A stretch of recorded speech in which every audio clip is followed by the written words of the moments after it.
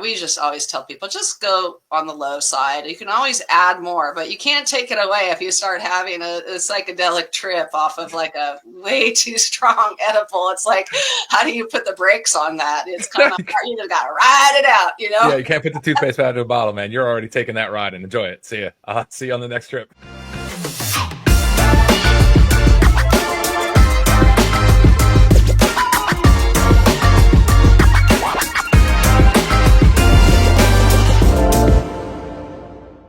Hey, everybody. Welcome back to Elevated Chat. I am here with Julianna from Auntie Dolores. Thank you for joining us. Can you tell us a little bit about your company while you're here? Absolutely. Well, Auntie Dolores was actually started in 2008 in San Francisco, California. Even though we're based in Tennessee now, we got our start in California because back then those were the only legal cannabis laws on the books that we could work with. And yeah, we got our start actually in Dolores Park. It's a famous park in San Francisco where you can pretty much buy any kind of pot product, that was available at the time. This was before all the dispensaries were popping up everywhere. So Oh, I didn't know that. yeah. So we got our start there, and I wanted to use the name Dolores, and then I realized that Dolores actually means pain in Spanish. So I thought, well, Correct. Auntie Dolores is kind of a play on words, which means anti-pain. And of course, there's many benefits to cannabis, but one of them is that it's an analgesic and it's great for managing pain. So that's why we decided to use that as our brand name. But nonetheless, we got our start in 2008, and we were actually one of only about 5 edibles companies that existed at the time. Wow. So Okay. way back. So what was like the mission behind why you guys got started? What did you want to do? Well, what we originally started to do back then was to create savory edibles, and the reason was because there weren't any in the market at the time, and we wanted to help people that were diabetic that couldn't have a lot of sugar. So we started to create products like savory pretzels and chili lime peanuts, and they were really popular because they were very unique and super potent. And that's how we kind of got the brand really off the ground, was working with all the dispensaries in California. I mean, I think within about a year, we were in over 1,000 dispensaries in California because there was not a lot of competition back then. And then in 2013, I started another brand called Treatables, which is a CBD pet brand. And that also went really well. And then the regulations came in soon after that in California, and it kind of redirected us a bit, kind of became very difficult to actually operate in California. So we ended up moving out here to Tennessee, and we were really focused on treatables. And now we've kind of come full circle because we started making edibles again. And so we're launching new products that we haven't launched any THC products in like over 8 years. So it's kind of like we basically came full circle. And now we're using hemp instead of cannabis for our products. Gotcha. So are your new products going to focus more on pets, or is it going to just be for both sides of the fence? No, we still do treatables. We do the CBD products for pets. And then the products that we're launching, the Auntie Dolores products, are 2 THC products for humans, not for pets. It's a mango gummy and a caramel. And so we're really excited about getting back into this industry because everything has changed so much. And being in the South is definitely a lot easier doing business out here than in California. So that's been fun. And we've got hemp farmers that we work with exclusively. They do the CBD extractions for our pet line, and also for our cannabis line now too. Our THC line, I should say, is actually extracted from hemp. So it's pretty unique. That's very unique. That was going to be my next question, but you just answered that for me. So, Yeah. how do you maintain the quality behind this process? Is it easier for you now that you're in the South to do that instead of being out in California? Yeah, in a way, we have a manufacturer that's awesome. They're based in Texas, and they work with a lot of different companies doing white labeling. We Okay. really searched for the best manufacturer to work with because we wanted to use hemp to make these products. There is actually a legal pathway to using hemp derived THC. There's obviously some laws around it. We have to adhere to the 0.3% and everything. So, but in some ways it's easier than cannabis just because we can sell it online and we can build an e-commerce business with these products. We can ship them to any of the 50 states. So I really like that. I like the accessibility of it. And THC, the molecule is the same whether you extract it from the cannabis plant or the hemp plant, so for us, it's just all about formulating the cannabinoids in the product to get the desired end result. That's interesting. That's really great. And I'm glad you guys are doing that. Now, where would you see yourself in like the next 5 years? Where do you see this industry moving, so to speak? That's a great question. Anything regarding cannabis and hemp and our ability to bring products to the masses, it all depends on the legalities of everything, right? And in this particular moment in time, it's much easier to work with hemp than cannabis. I feel like the regulators kind of came in and, we fought for cannabis regulations for years, by the way. We were really behind it. And then when it was all said and done, we kind of had huge regrets about it because we felt like the government messed it all up.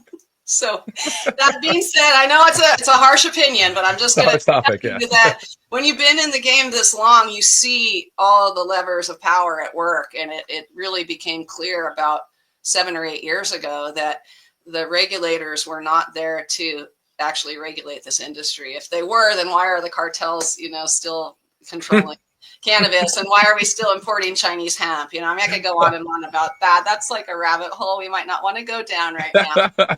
But if you ask me, you might be right. Yeah, if you ask me where I see the industry going in 5 years, I mean, that is anybody's guess, because here we are 17 years later.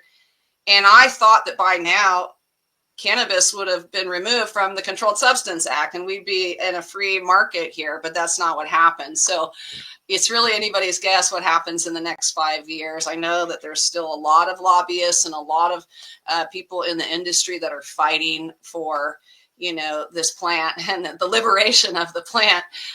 We're just going to have to keep at it, and we'll see what happens, Yeah, we fight for it all the time. I'm also in the South, and it's a very big issue down here. We have family that are involved in the business. They have a CBD dispensary. So they're right at the forefront of doing this. And we are really looking forward to fighting alongside of you to make this industry, hopefully accessible for everybody. And now, what would you say if, you met somebody for the first time and you're like, hey, try our products? What is the kind of sell point of your products? What would you tell them about them? And would you ease them into it, or would you say, hey, use this 100 milligram sucker and, have a great day?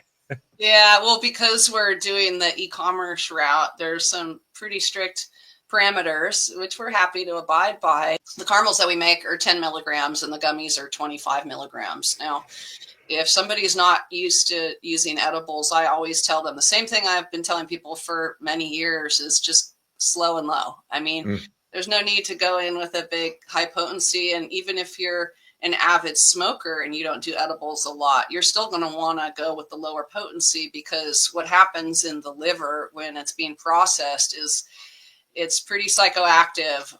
Basically, Delta 9 converts to Delta 11, and that's much more psychoactive. So that's why I think people get a little surprised at the THC effects of edibles. It's much more intense. And then on top of that, we've added actually myrcene to the mango gummies because we love what that terpene does to the blood-brain barrier. It actually it makes the THC more potent. So these mango gummies not only are delicious, but they've got that mango terpene, which is called myrcene, and that opens up the blood-brain barrier and it increases the THC potency. So definitely a good idea to go slow. I'll just give you an example of how potent these edibles are.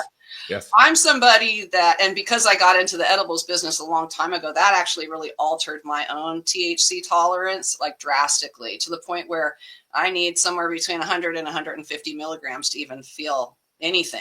And I'm talking about THC here.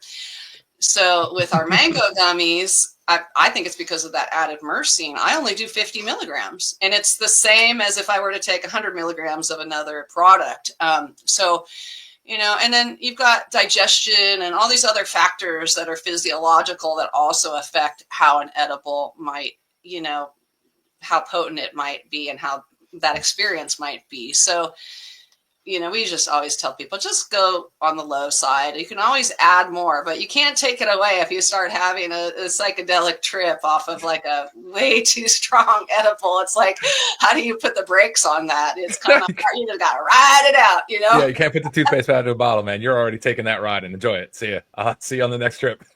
Exactly. So always go slow. Wait at least an hour. I mean, my husband is so unique. He's totally different from me, but like he'll take an edible and it'll take like 6 hours to hit him. So we have to plan it out ahead of time. Is he a bigger guy? Is there a reason for that? He's tall. He's very thin. I mean, I can't figure it out, honestly, but this is where it's like, we are all so different, even though we're all the same. We do have physiological differences, and digestion has a lot to do with it, metabolism and all that. So you just never know until you start taking the products yourself to see, okay, how does my body respond to this? So now when we want to experience it together, I'm like, okay, we'll get a head start, and then I'll take mine like 4 hours later, and then we might, be medicated at the same time. It's like tortoise in the hare. You got to figure out, man, who's going to get to the end line at the same time. Right? That's key. Yeah. Now, if you're meeting somebody the first time, you want to introduce them to your brand, what would you kind of tell them about your brand? What's your 15-second elevator pitch of it? I'd say, hey, try an edible from one of the originals. We're literally one of the first edibles companies in the whole world. We've been doing it a long time. We know how to formulate products for an awesome result, and you'll never be disappointed. We don't cut corners, so, and just go slow and low. You can always, like a slow cooker, slow and low. Exactly, slow and low. Let yourself go. I like it. If it rhymes, it kind of works. So you got it. Right. So I got one last question before I let you go. Now, it's not going to stump you, hopefully.